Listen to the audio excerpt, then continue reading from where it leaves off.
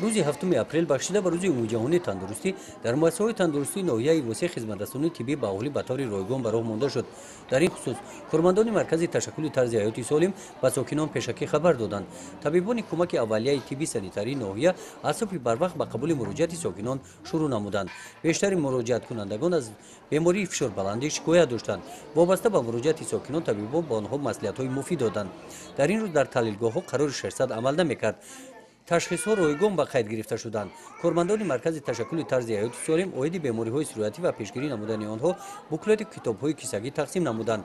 تا ساعت 12 نصف روزی در این مرکز زیاده از 100 نفر ساکنان ناحیه به طبیبان مراجعت نمودند. هر سال ما این روز رو به اعتبار گرفته عاید خدمت رسانی رایگانی به خلق کارمندان طبی ناحیه خدمت میرسونند.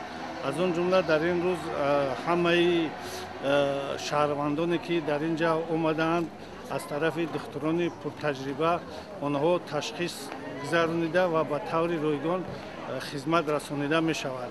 از آن جمله در بیمارخانه ناحیه همچنین خدمت رسانی به پول با طور رایگان رسانیده می شود.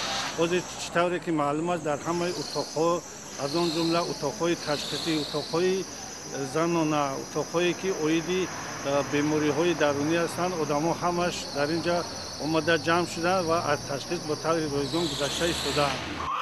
در بیمارخانه مرکزی ناحیوی در شعبه تولدخانه در این روز تا ساعت 11 تولد 7 کودک به قید گرفته شد.